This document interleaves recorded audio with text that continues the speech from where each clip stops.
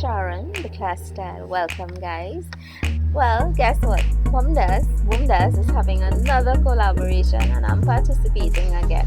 And guys, there are a list of lovely ladies participating along with us.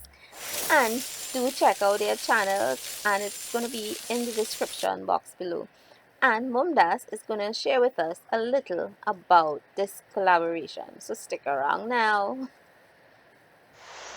Hi everybody and welcome to Momdas Live Handmade. I'm here today to invite you all for the Sario Stash Open collaboration for the month of August 2019. I'm stitching for myself, home and family and have stash of fabrics and I want to use them up all. So I came up with this collaboration where every month I share a sewing project, a stitching project with all of you. This inspires me to use up my stash every month, and my friends have joined in and they do it every month along with me. Kiki from Kiki DIYs, Christy from Less Than $10, Sharon from Sharon will grow the class style, Lisa from Made With Me. Like the previous month, I have a playlist created this month as well, and the description box will show the playlist. Stitching is a wonderful thing. I went to check the calendar. The upload date for Sayo Stash Open collaboration is going to be 29th August 2019, 5 p.m. Indian Standard Time. I was going to throw out this ironing board, and I decided give it a revamp and make another ironing board cover for it. And guys, what I'm using today, I have some blue spray paint and I have an adhesive, and I also have my normal adhesive Evo stick. So I'm going to give my ironing board a little spray. So I took it outside and I revamped the bottom of it. Because this was rusted, guys. And what I have here, I did not buy anything here. I have some foam, I have some fabric left over from a swag that I did, and I have some poly fiber. What I'm doing is taking this foam that I have and resting it on top of the ironing board. And guys, to get your template for this, you can turn the ironing board upside down and trace around the shape. But of course, I'm doing it this way. So I'm just trimming around the edges to get the shape, and this is how it's looking. Now I want my ironing board pretty padded, so I'm gonna add an additional piece to it when I'm through with this foam. So I'm just shaping all around. Now you can leave it like this, or you can add the poly fiber. I choose to add the poly fiber. And guys, the measurement from this side is 1.5, and what I'm doing on the fabric is going to go under, hugging the ironing board. So I just document my measurements, and so that I will know how much that I will want to add in. And I took the measurement from the side and also how much I want to go under.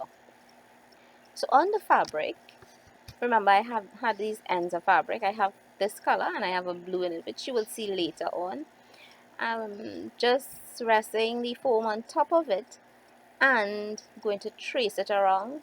Plus I'm going to add my seam allowances right around. Now guys, do check out the playlist and visit the other participants in this collaboration that Momdas host every month as your Sew Your Stash collaboration. All the info is going to be in the bottom in the description box, and you know, enjoy yourself, and we love sharing with you and hope that we pick up something from each other along the way.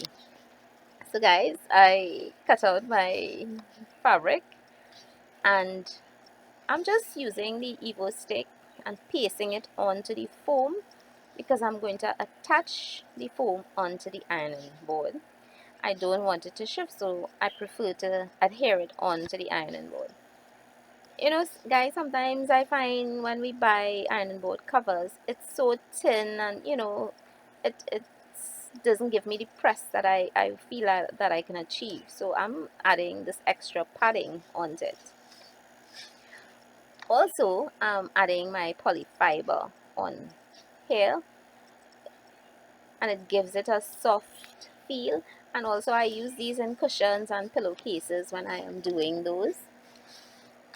I'm just using my spray adhesive to attach it onto the foam.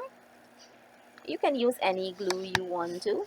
And this is the fabric, guys. I'm just offering it up to ensure that everything fits. And on the sides is where the seam is going to go. And remember, that is going to go under and hug the piece. I'm using this elastic. It's just a 1/4 inch elastic. And what I'm doing with this one, I'm making, well, I'm using the string in the other one, but I'm making a casing for the elastic on this. And it's very simple, guys. All I do is turn under the amount that I want for the elastic, like that. And once I have it, I'm going to take it to the machine and stitch the casing right around. Now, there are different ways you can attach this. You can totally stitch the elastic onto the end. You can use your bias binding around to act as a casing and thread the elastic through. Or you can run the string and zigzag along the string, not getting the stitch into not getting the string stitched into the zigzag. And all you do with that one is pull the string. It's very simple, guys, and don't be intimidated by the shape of the top. It evens out. So this is the casing. I'm going to take it to the machine and stitch it. This is how it turned out. It looks lovely. It fits perfect. And check out the new and improved part. I painted that blue,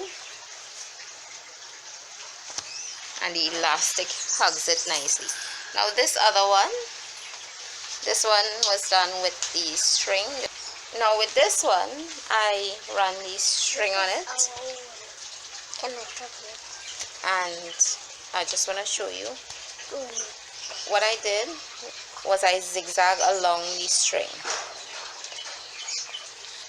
You don't stitch the string, it's just zigzag around along the string, and you pull it tight.